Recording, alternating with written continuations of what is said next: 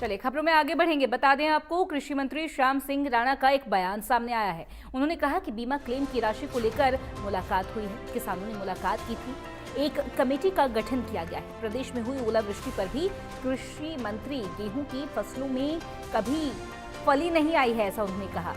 कहीं भी नुकसान के आसार नहीं है। कृषि मंत्री का ये बयान सामने आया है। उन्होंने कहा कि नुकसान नहीं हुआ, फिर भी हमें इसको देखना है, फिर भी हम इस पर मंथन कर रहे हैं। तो कृषि मंत्री श्याम सिंह राणा का ये बयान सामने आ रहा है। उन्होंने कहा कि उन्होंने किसानों से मुलाकात की थी।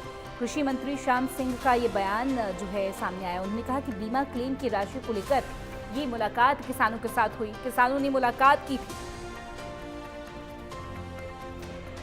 एक कमेटी का गठन किया गया है और ऐसे में नुकसान को लेकर भी बात करते नजर आए कृषि मंत्री। उन्होंने कहा कि प्रदेश में हुई ओलावृष्टि की वजह से जो नुकसान हुआ है उसको लेकर बात करते नजर आए।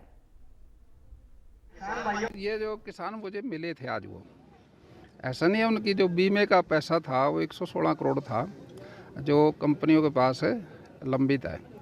उसमें 3 तरह का कारण है उसके। एक तो बीमित किसान जो एक्सपायर हो गए और उनके खाते वो वे पैसा डल नहीं सका, क्योंकि मैनुअल तो है नहीं, वो डलता है कंप्यूटर से, और कंप्यूटर से जब डलेगा तब उनका अकाउंट ठीक हो जाएगा। वो है 22 लाख रुपया। लेकिन सरकार कर रही है ठीक, उसको कुछों को दे भी दिया, लेकिन कुछ है अपना 85 करोड़ रुपया वो था साड़ी का। उसमें सरसों, चना और उसके साथ साथ जो और फसलें भी थी, गेहूं की 3 फसलों का था।